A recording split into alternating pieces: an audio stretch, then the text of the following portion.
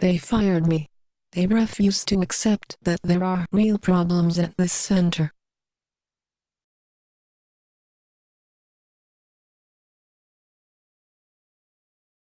The OfficeDiva is a simulation of a monstrous ego, whining and writhing as she obsesses over her life.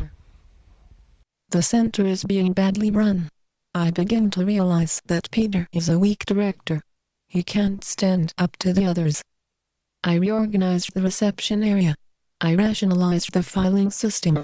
It's much more efficient now. I can get at anything and everything just by swiveling my chair. Conceptually, the project is a reproduction and examination of a consciousness ruled by manic depression. But she is also a machine, and the work plays with the ways in which mad and machinic behavior can be interpreted in similar ways. We deliberately chose a bland machine voice that speaks the stream of consciousness text which is generated, reordered, and reassembled by a machinic algorithm.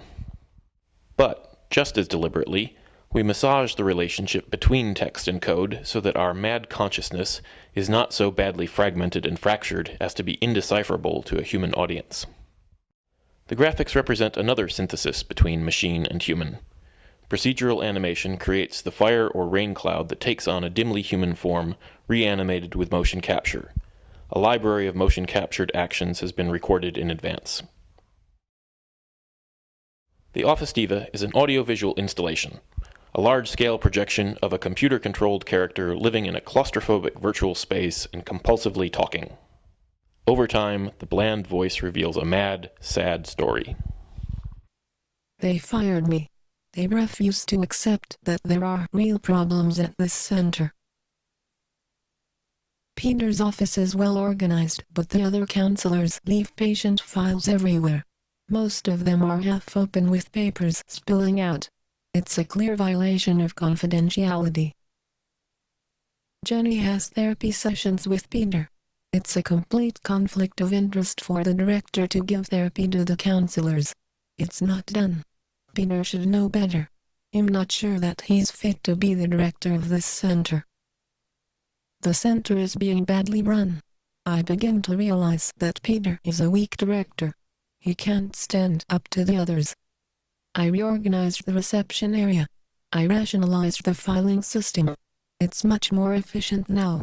I can get at anything and everything just by swiveling my chair. I took issue with the cleaning lady about the bathroom. She couldn't seem to understand that pouring disinfectant about the place don't really make it clean.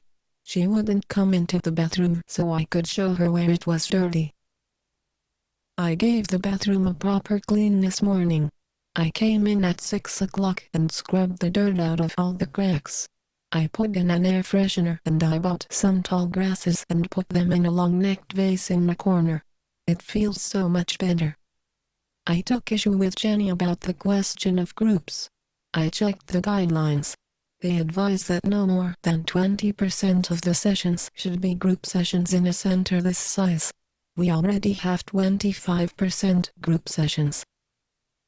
A few seconds after Jenny went into her office, I saw the interior phone lines light up.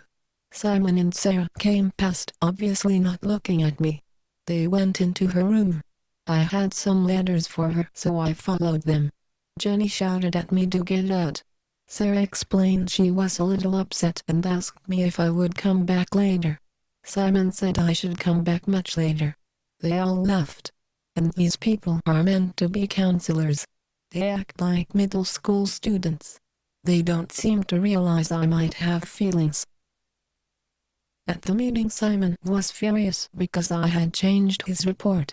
I pointed out that Peter has to sign off on these reports, and it's a criminal offense to falsify the figures. Peter knows I'm right, but he took Simon's side. He told me I'd overstepped the boundaries of my job. Sarah went to pee between sessions and popped her head around the waiting room door looking for her next patient. She looked from the room back at me so fast she nearly got her whiplash. Apparently, the cactuses I threw out were from Peter's collection. There was no harm done. They were all out back by the garbage bins. I put them in his room. At the meeting, the extraordinary staff meeting, Peter said that messing with Jenny's files was the last straw. They said they had told me over and over again to stick to my job. My job is receptionist. I answer the phones, type occasional reports, keep the appointment books and file. Peter said I was only to file the business papers. I was not to interfere with the private and confidential filing of each counselor. Last summer I was specifically requested to help with some filing in Simon's office. They are completely inconsistent. They can't fire me for doing too good a job. Of course I shall take them to a tribunal. The union will support me. There was no proper procedure. They are meant to give 3 clear warnings, explaining what the performance problems are. What are the problems?